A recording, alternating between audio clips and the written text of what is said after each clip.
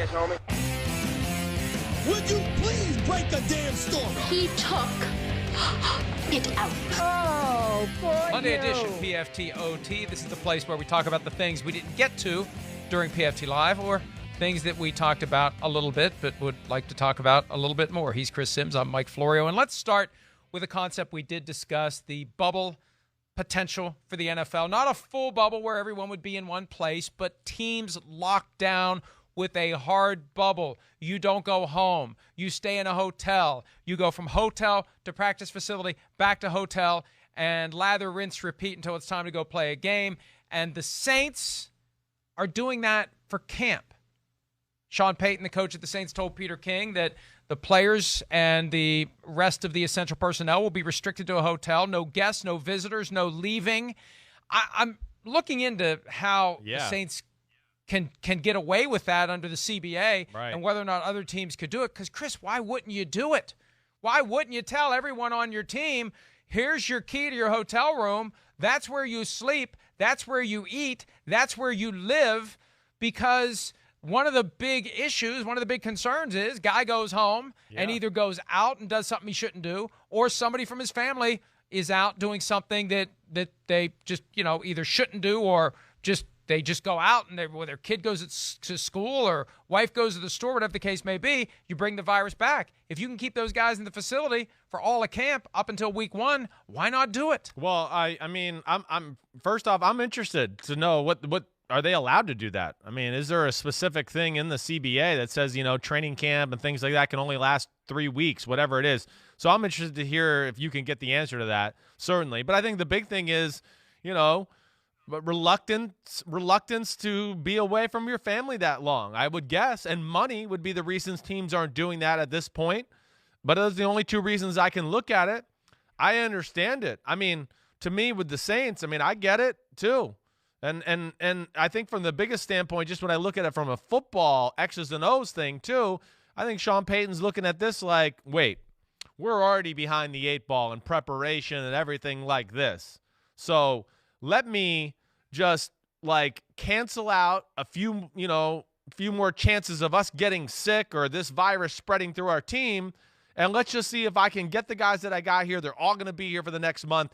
Hotel, we don't have to worry about anything else, and he can just start coaching this football team, and the Saints can just get better day by day and not have to worry about, maybe 2 weeks down the road, 5 guys got this, and now I got to, rearrange practice and how we're going to do this and that and blah, blah, blah. So they're certainly setting themselves up for more success, I think, through practice and a week 1 game by taking this approach. No doubt about that. And week 1, it's Tom Brady and the Buccaneers, so the focus is there. And we've seen the Saints start slowly the past few years and struggle in those early weeks of the season. And if they could just iron that out, maybe you get a higher seed and a better chance of advancing to the Super Bowl. My guess is that whatever the Saints are doing is acceptable and it is permitted under the agreement. Because I listened to Sean Payton's initial conference call last week with the media. One thing that became very clear, he didn't come out and say it, but the message was essentially, hey, they set the rules, the union and the league. The union wanted certain things, the league wanted certain things, and the rules are the rules, and we're going to apply those rules. And basically, and he didn't say it this way, but we're going to put the pedal to the metal within the confines of those rules. And whatever those rules are, that's what we're going to follow. And we're going to do it in a way, and again, he didn't say it like this, but the message was we're going to do it in a way that works to our benefit. And really, my message is, why aren't all 32 teams doing this? Because the teams that can keep their players confined to a hotel for all of training camp are less likely to have outbreaks. Now, that goes out the window when it's time for the season, but that leads back to my point, Chris, that I think every team should sequester for the full season and give guys a chance to opt out if they're not interested in doing that, if they can't do it for family reasons, whatever the case may be. But I think the chances of getting all 256 games in are significantly higher if all 32 teams are sequestered from the rest of society, because society is where the virus is now. It's not in the teams. It's everywhere else. So keep them away from everywhere else. And then you keep it out of the team and you keep it out of the field, and guys don't have to worry about catching it, just like not quite like the NBA and NHL bubbles, but the closest thing you're going to get short of a league-wide bubble. Yeah, but the difference is the NBA and that bubble and that whole experience is going to be over, at the start of October. It's just you as a human being, just like, let's just say you were 30 years old and a starting quarterback, and you had a son that, was 10 years old, or let's just say 8 years old, something like that, Mike. Could you do that? Do you think you could go say, all right, hey, honey, son, sorry, I'll see you in January. I'm out of here for, 4 months. What, just as a human, I'm asking you, how would you deal with that? Well, cats in the cradle and the silver spoon and all that stuff, and it would be very difficult to do it, but you fall back on the reality that you only have so many years where you can play in the NFL and earn the kind of money that no one's going to pay you to do anything else for the most part. And what the family says is going to be part of it. These are changed circumstances. This is a trying time. This is different. Yeah. What does the quarterback's spouse think about the two choices?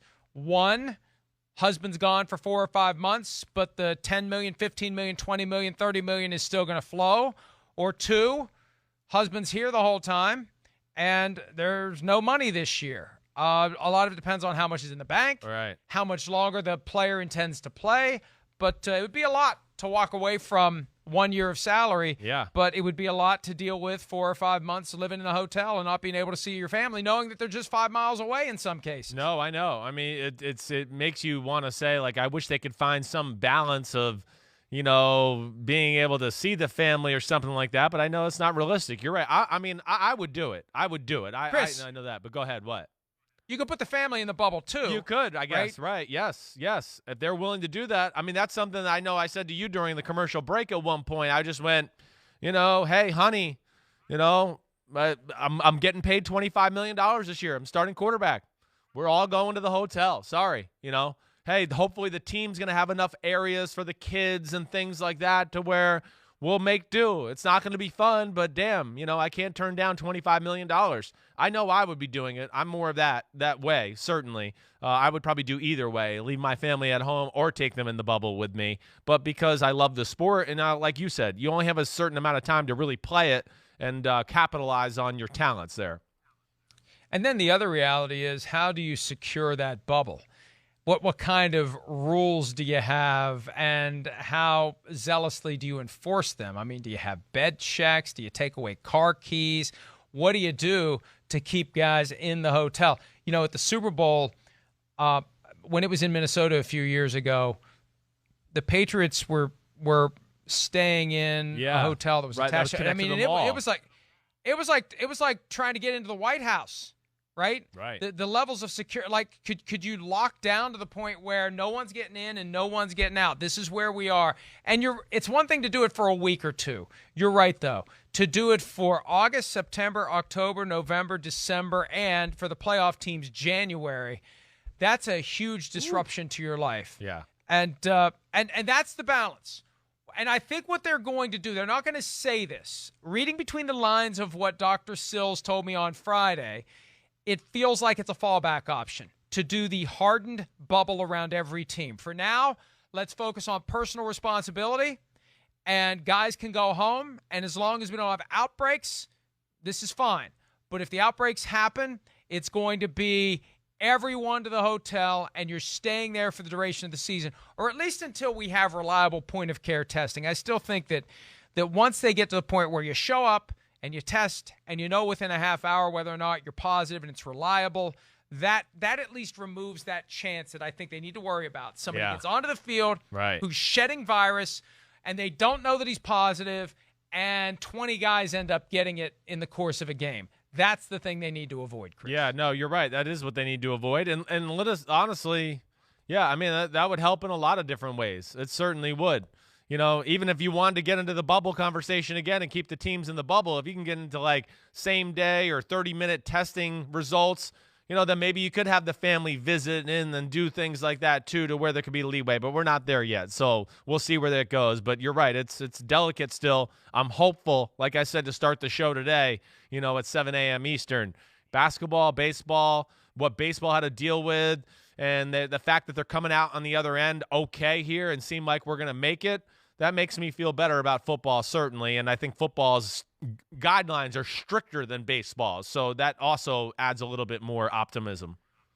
Well, and I think what helps, too, is the fact that baseball has gone through this provides a data point that the NFL can point to. It's an example the coach can say to the players, we need to be more responsible than this. Look at this. Look at this report. Don't go to the club in this, Atlanta. that, and the other thing. Right. Here's what happens if you do it. You're going to catch it. You're going to bring it to the team, and you're going to jeopardize your ability to make money this year. See, one of the key aspects, I think, of the agreement reached between the league and the union, you get paid as you play. So if it all shuts down and falls apart, guys lose their money. So, it's one thing to jeopardize your own pay. You're jeopardizing everyone's pay. Can you imagine the intensity of the code red that is going to be called against the guy who's responsible for causing a team to shut down and everyone on the team to lose their pay for the week? Well, that's why a little bit of me was a little like, you miss games, or you gotta cancel a game because the outbreak on your team. It's like there's a part of me that wants to go,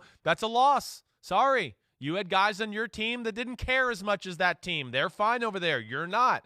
And I know that's a hard line to be, drawn there or whatever, but it is why it's crossed my mind because of that. You're exactly right. I think you're going to have some teams that are going to be really serious and take it serious and go, we're in the Super Bowl window. We're really good. We need to make sure this season happens. And, that's not going to be fair to them as compared to maybe some other team who just goes, we've lost a few games already. We stink. I'm not going to be here next year. I'm going to the club tonight. Blah, blah, blah. Well, that's messed up. So, that's where I don't know how crazy you think that is, but it crosses my mind a lot right now. It's the fantasy football dynamic that when your team starts to fall apart in late September, early October, all of a sudden you don't care as much about that team. I could see if guys are living at home, if a team is in the middle of a rough season, and maybe the guy's a little banged up and he's just worn out. Right. The coach is being a jerk, and we're hearing about this all the time. I can't take it anymore. I'm about to go crazy. I could see that's when the risk would set in for the teams that aren't doing well. Right. When we get to a point in the season where it just becomes easier from a human nature standpoint to justify maybe slipping out, which means they have to be ready. If it happens and there's an outbreak, they have to be ready to lock it all down. At the bottom line is, it doesn't matter whether you win or lose your games. You get a game check for every game you play. And if the games start going away, the game checks start going away. That should be the ultimate incentive for all the players to, number one, deal with it. Yeah. House arrest is always better than being stuck in a hotel all the time. And you're home and you don't go anywhere. Right. That's what a lot of people have done. And now look, and this is the what other I'm doing angle too. Hey, but there's a lot of people, and I get it, people who can't stay home, people whose job requires them to go out. They are very resentful of, this idea that the players are in any way, shape, or form turning up their noses at the expectations that they restrict their movements. You have a job where you're able to work in a safe setting, and you don't have to go out in public. And you better play along, and you better give these folks who are taking the ultimate sacrifice every day, being out and about and potentially contracting the virus and spreading it to family members, you better do what you have to do so there's football season, because that's one of the things that's getting people through this year. Yeah. No, I mean, it's we need it for the society. You're right. It's going to be a Band-Aid, whatever it is. I know I listen, my life changed this past week. I mean, it's changed. I get to watch the Yankees and NBA basketball. I feel so much better, and I don't even love those sports, even close to as much as I love football. But it has made me feel more normal, sitting on the couch watching games. Hey, son, Philip, look at this. LeBron's doing this. Oh, he did that, blah, blah, blah. Gosh, it felt good again. So, I hear that all the way, and I think really the majority of players will do everything they can. We'll see. It's going to be about those handful of misfits, like you said, season's over, whatever. Can they control themselves? I hope so. Yeah, I think it's less Band-Aid and more Daddy Cigar, really, when you think about the benefit sure. to the overall body and the overall peace of mind going forward. Right. But we'll see what the NFL can do. But you're right. It's good that these other sports are back. The NFL is the one facing the challenge now. college football is facing a variety of challenges. I still think that it's not going to work. And the Pac-12 on Friday announced its plans this year to play a 10-game in-conference schedule. Pac-12 players, though, are revolting in a very professional, well-written statement that was sent to the Players Tribune. Now, it looks like they're getting help from somebody, and that's fine. Sure. They need help from somebody. Nobody's helping these kids. They are the ones who are the pawns in this greater game of the conferences trying to salvage as many of the billions as they can. Hey, go ahead, throw these kids onto campus. Throw these kids into games. Let's not have the kinds of standards that the NFL has. Let's not be as obsessive-compulsive as we should be about limiting the spread of the virus. Let's go forward. Damn the torpedoes. And I think it's great that these players came together. They're concerned about racial injustice. They're concerned about COVID-19 safety. And they've made some very specific demands, or they're going to sit out the year, and there will be no Pac-12 football if enough of them stand down. Now, we don't know how many players are involved. We don't know how many schools are involved. It's supposedly a group of players from multiple schools. But if they have enough sway over those schools, we could see no Pac-12 football, even though the Pac-12 plans to go forward, Chris. Well, I mean, I applaud the players of the Pac-12. I mean, they're kind of years ahead of their time here, just with the fight of equal pay or paying the players more and compensating them more. That discussion, now this. I mean, I get it. Mike. I mean, I'll ask you. I really haven't heard of a college plan yet. What is their plan? How are they going to go about test? Damn the torpedoes. That's what I mean. You're that's right. the plan. Okay. The plan is let's go. Okay. That's the plan. Let's go. I just wanted to make sure I wasn't missing something because that's what I thought it was too. Yeah, you're right. I've heard nothing significant to go, we're going to do this, we're going to take these steps and do that, and then do this, and then, the players will feel safe and we'll make it work. It doesn't seem like any of that conversations has happened. And, good job, Pac-12 football players. Seriously. Somebody, like you said, has got to stick up for these kids, watch out for their best interests. And I also like the racial injustice thing. I mean, come on, I don't even like. One thing that has come clear to me here is, racial injustice through this whole conversation and the George Floyd and all the other horrible murders we've seen here. All right. The one thing that has come to the top to me is we have a racism problem in our country. All it's done is expose it more to me. So from that standpoint, too, I'm proud of those players for standing up for such an important issue. Well, and here's how it relates to college football. You've got a bunch of guys, mainly black young men, who are lured to come play college football with this vague notion that they're on their way to play in the NFL. But the reality is a very small percentage ever get a check to play football. They get an education that, in comparison to the value of what they bring to the table, it's a joke. And they're starting to realize it's a joke. And one of the things the Pac-12 players want is 50% of the revenue, of the gross revenue, goes to the players of the sports that generate those revenues. And look, that's going to hurt some of the non-revenue generating sports. But, this corrupt system has been hiding in plain sight for too long, where the players don't get nearly close to the value of what they generate, what their sacrifices are, what their abilities dictate, and the system just keeps taking billions and billions and billions, and they'll spend on these lavish facilities, and the athletic directors make a ton of money, the coaches make a ton of money, and the players don't get anything. And see,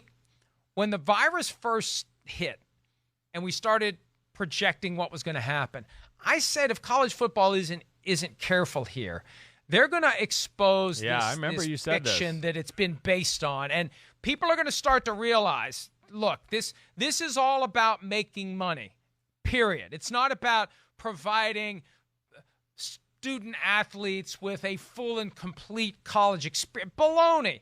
It's about making money, preserving the golden goose, and doing whatever you have to do it. And the end result is these schools that are obsessed with playing college football and the money that comes with it, they're going to open the campuses. Each campus is going to become a super spreader locally, and the virus is going to rip through the community and kill vulnerable people.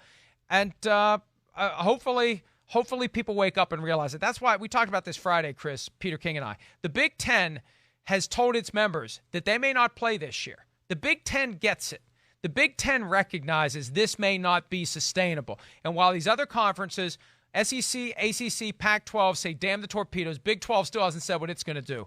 The Big Ten is looking at very seriously the possibility of not playing at all because they recognize it may not be the right thing to do for their kids' families, or the people who live in the communities where these schools are. Yeah, no, I mean, and that's the approach that should be taken by these people of leadership. But, Mike, I remember you said that, and you're right. I mean, just the more time that's gone on, it seems that it's slowly starting to expose itself.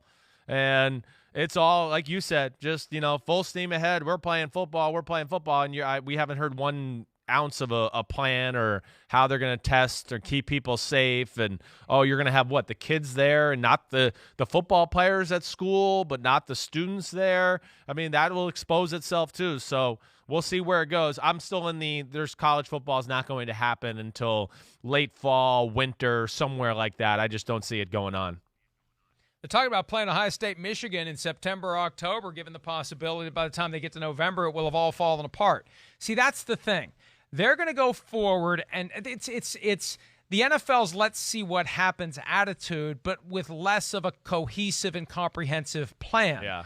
And it's just not going to work, especially in the areas where the virus is still out of control, and it's not getting any better in a lot of those areas because people still aren't taking it seriously in the areas where it is out of control. All right, one more topic before we go today. Rick Spielman, Vikings GM, close to an extension. That means Kirk Cousins, Mike Zimmer, Rick Spielman all get their rewards from last year's berth in the NFL's Final 8. The one guy still waiting is running back Dalvin Cook, Chris, but the other three guys got their extensions. It'll be interesting to see if Cook gets his. Yeah, well, it will be. I think it's going to be dicey. Maybe they make it a little sweetener or something like that. But it's good to see with Rick Spielman. I mean, it is. I mean, he's done a phenomenal job ever since he's been working in that organization. There hasn't been too many years you can look at the players on that team or that roster and you go, man, they got some major holes. I mean, it's really has not existed. And I know he's only been the GM since when was it, Mike? 2012 or 13? I can't. But before that, he was, I know, the vice president of pro personnel. So when I just look at those things and his long haul there in Minnesota, I go, damn, he knows what pro personnel looks like. And he certainly has drafted well, and they've done a good job in free agency. And, for the most part, I know they're not winning Super Bowls like a Vikings fan would want, but you guys are relevant most years and in the playoff conversation most years. And I do think that counts for something, certainly. Rick Spielman joined the Vikings in 2006 as the VP of Player Personnel. They had that strange situation. They created what they called the triangle of authority between the coach, the VP of Player Personnel, who was Fran Foley at the time, and their contracts guy, Rob Brzezinski.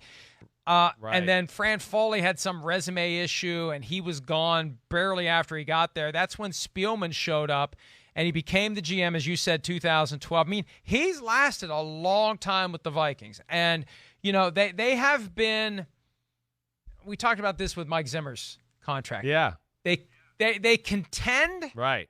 Right? They're kind of on the fringes. They've had 2 years since Spielman's been there where they played in the NFC Championship game, 2009 and 2017. But they've yet to be dominant. And it's hard to tell whether or not they're putting the wheels in motion for a team that could be dominant. But they've constantly been a team that is relevant in December. Yeah. That's the key. You could say we want to win the Super Bowl. The key is to be relevant past Thanksgiving, to have teams care about you in the month of December as the playoffs are approaching. Even if you don't make it every year, you're still in the conversation. It seems like every year, except for 2011, every year they've been in the conversation. Yeah, there's something to be said about that. There is. There's a lot of teams that haven't been crap the last 8-9 years in the NFL. I echoed those same things, Mike. I mean, it's been good defensive football players there. Had Adrian Peterson, Teddy Bridgewater, made an appropriate move to get Kirk Cousins because he felt like there was a quarterback issue there.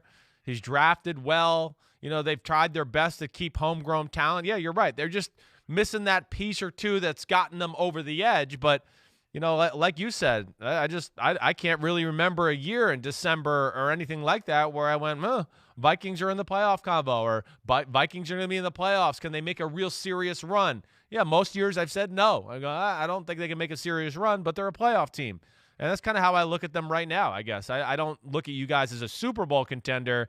I think you're kind of in a semi-rebuild on the run type thing where I go, Playoffs, yes. Deep in the playoffs, I don't know if I can get my head around that there in Minnesota quite yet right now. What's this you guys crap? You guys. Your team, baby. Your team. That's why you asked for the purple backgrounds, right? Here at NBC, you were like, I'm a Vikings fan. I want a little purple mixed in.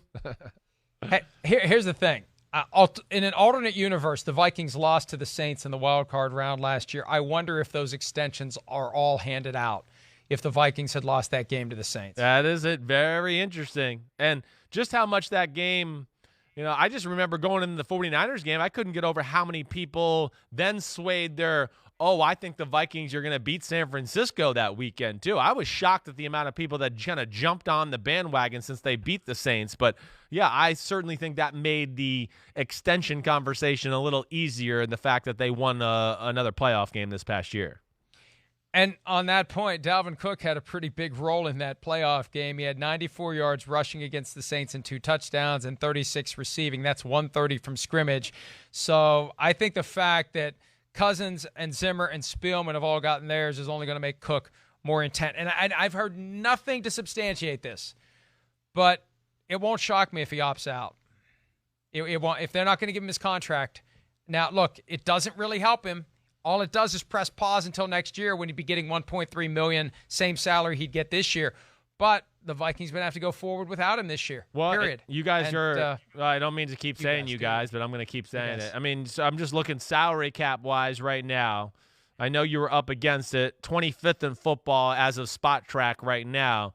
Just with the Dalvin Cook situation, I'm with you. I hear nothing to think that he's going to get a long-term extension. But, I would hope at the very least – maybe they can find a way to do like what the 49ers did with Raheem Mostert. Something, just a little sweetener. I don't know what those terms were, but a little sweetener, some very attainable, goals as far as, you get 800 yards rushing, you get $500,000. You get 1,000 yards rushing, you get $1 million or $1.5 million.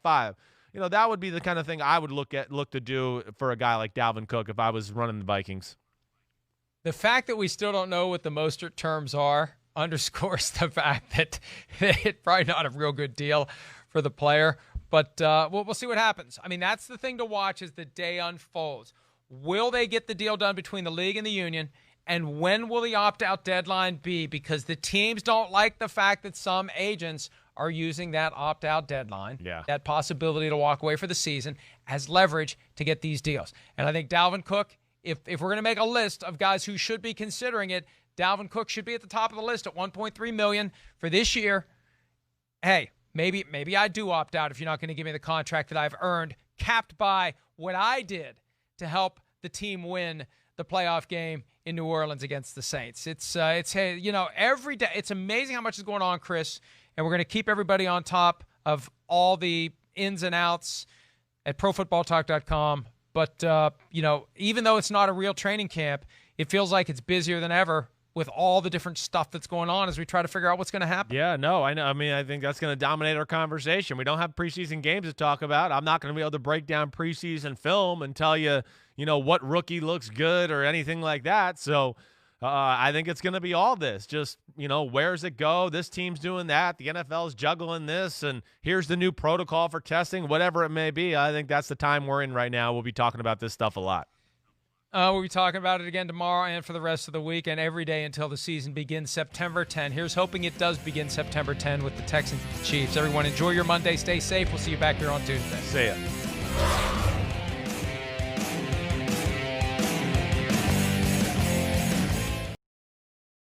Hi, I'm Mike Tirico, and thanks for watching. Make sure to hit subscribe for the latest news and highlights from NBC Sports.